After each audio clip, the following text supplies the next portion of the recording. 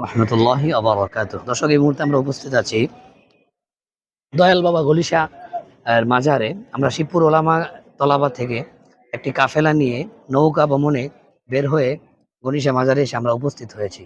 আমার সাথে আছেন আমাদের বড় ভাই মাওলানা মুফতি আশরাফ আলী যুক্তিশাহী।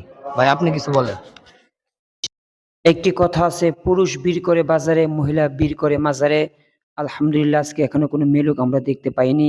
পরিবেশটা অত্যন্ত একটা বিষয় আপনাদের প্রশ্ন, আপনি তো এখানে আসছেন, এই মাজার সম্পর্কে আপনার মতামত কি, বা এখানে যারা দর্শনার্থী আছে, যারা আসে, তাদের অবস্থান আপনি কি দেখছেন?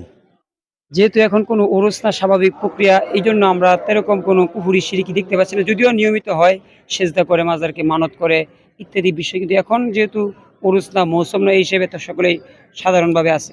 আরেকটা বিষয় আমি জানতে চাচ্ছি, মাজারে দান করা, সদকা করা, শরীয়তের ভাষায় বা শরীয়তে এটাকে কতটুকু সাপোর্ট করে? আসলে নিজের যারা দান করে তাদের নিজের বাপ মা নিজেই খাইতে পায় না, কিন্তু আমরা মাজারে দান করি। এই মাজারের টাকা খায় কে? মৃত মানুষ না জীবিত মানুষ গাঁজা খায়? তো সম্পূর্ণ হারাম। আপনার দান করার ক্ষেত্রে নিজের গরিব আত্মীয় স্বজনকে আপনি দান করবেন।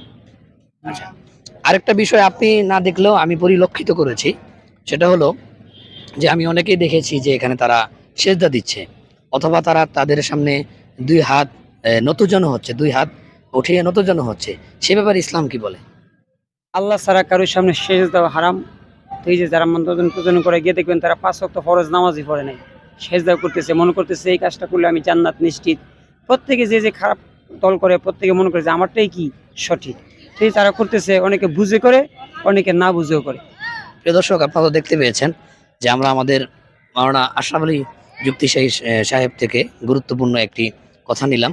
প্রকৃতপক্ষে আল্লাহ তাআলা সূরাতুল লুকমানের মধ্যে একটা আয়াত আছে, ইন্না শিরকা লাযুলমুন আযীম, যে শিরিক একটি মারাত্মক গুনাহ। কেমন মারাত্মক?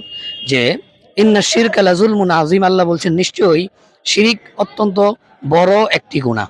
লুকমান হাকিম যখন তার ছেলেকে নসিহত করেন, তো সর্বপ্রথম যে নসিহতটা করেছেন যে, হে আমার সন্তান, তুমি কখনো আল্লাহ রাব্বুল আলামিনের সাথে কাউকে সমকক্ষ মনে করবে না। কাজী আমরা মাজারগুলোতে আসতে পারি, দেখতে পারি, কিন্তু ইসলাম বিদ্বেষী এমন কোনো কাজ হয়, শরীয়ত সম্মত নয় এমন কোনো কাজ হয়, আমরা ইনশাআল্লাহ করব না। আল্লাহ রাব্বুল আলামিন এই মাজারের ফিতনা থেকে আমাদের গোটা উম্মতকে হেফাজত করেন, আমিন। আসসালামু মিনাল্লাহি ওয়া